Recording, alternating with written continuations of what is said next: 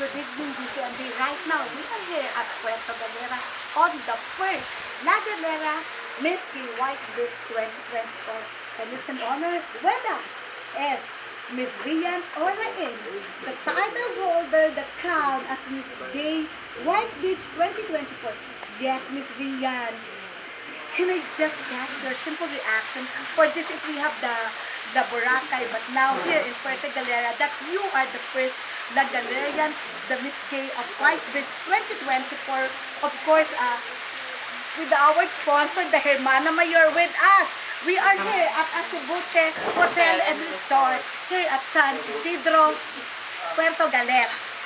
Ayan, good evening sa inyong lahat, sa lahat ng mga viewers at manonood.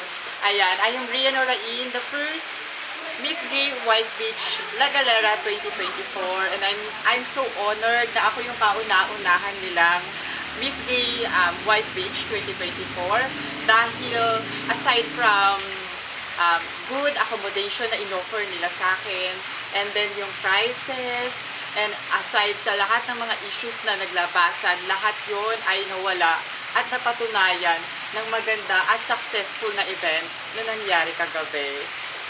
Ayan.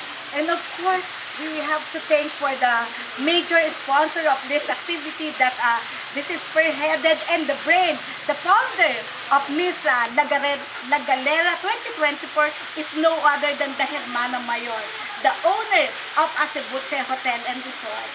Direct Marta Kitz Acebuche, his real name. Ayan. Thank you so much, Direct Martan, and to all organizers na nag-organize ng pageant ito. Congratulations po sa successful event ninyo. This is the first salvo. Again, Miss Rian, congratulations. Thank you so much po.